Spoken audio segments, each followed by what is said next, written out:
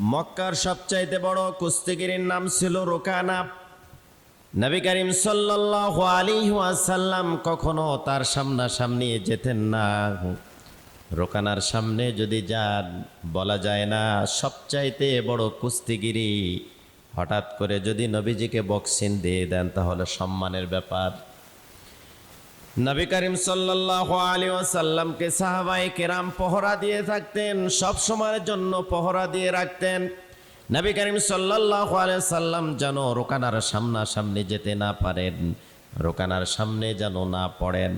কিন্তু নবী করিম সাল্লাল্লাহু আলাইহি ওয়াসাল্লাম একদিন ফজরের নামাজের পরে হাঁটতে হাঁটতে সবার অগোচরে, সবাইকে সবার চোখকে ফাঁকি দিয়া লুকিয়ে লুকিয়ে রোকানার বাড়িতে পৌঁছে গেছে।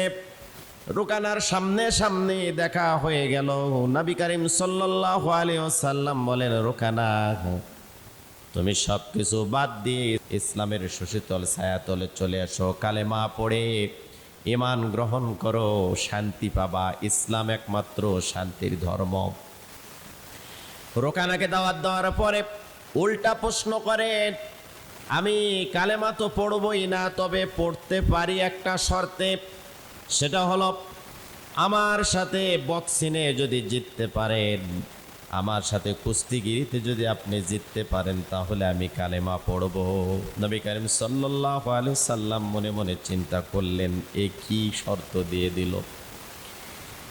নবীজি তো আর বক্সিং খেলেন না, কুস্তিও খেলেন না, কিন্তু রোকানা বডি বিল্ডার তো আপনারা দেখেছেন, চিনেন, জানেন। এই ধরনের ওই এলাকার ভিতরে, মক্কার ভিতরে সব চাইতে বড় কুস্তিগিরি, শক্তি ছিল, সামর্থ্য ছিল বডি বিল্ডারের মতো।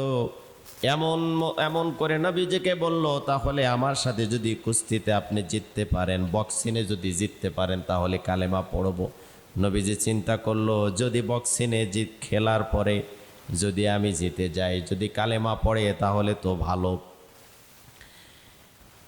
রোকানাকে বলা হলো, ঠিক আছে, বক্সিংয়ে যদি জিতে যায় তাহলে অবশ্যই কিন্তু কালেমা পড়তে হবে।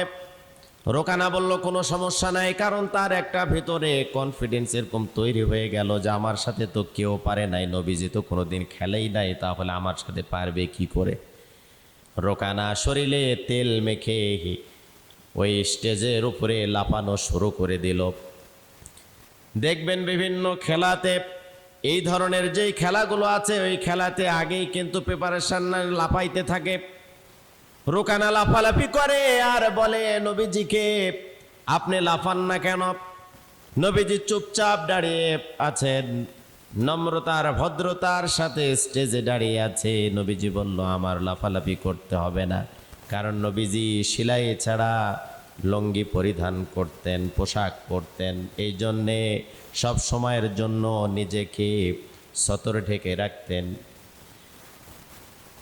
সব সময়ের জন্য সে নিজেকে আবৃত করে রাখতো। বলল, আমার লাফালাফির প্রয়োজন নাই, যত পারো লাফালাফি করো। রোকানা লাফাইতেছিল আর বলতেছিল, আপনি আমাকে আগে আঘাত করেন। নবীজি বলল, না, তুমি আগে আঘাত করো। রোকানা বলে, না, আপনি আগে আঘাত করেন। নবীজি বলল, না, তুমি আগে আঘাত করো। এমনভাবে চলতেছিল, কেউ কাউকে আঘাত করে না। নবী করিম সাল্লাল্লাহু আলাইহি ওয়াসাল্লামকে যখন বারবার বলা হলো, নবীজি তার হাতটা রোকানার ডান কাঁধে যখন রেখেছে, রোকানা বেহুশ হয়ে গেছে।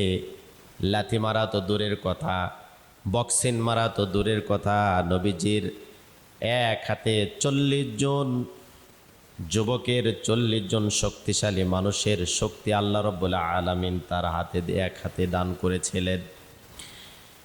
এই জন্য বলল, ঠিক আছে, তুমি আগে মারো। নবীজি তার হাতটা তার কাঁধের উপরে রেখেছে, বেহুশ হয়ে গেছে। সবাই বলে, মুহাম্মদ সাল্লাল্লাহু আলাইহি সাল্লাম তো মারে নাই, তুমি কেন বেহুশ হয়ে গেলা? লাফালাফি তো করলা, এলাকার ভিতরে, মক্কার ভিতরে সবচাইতে শক্তিশালী, শুধু হাতটা তোমার কাঁধের উপরে রেখেছে, তোমার তো আর হুঁশ নাই।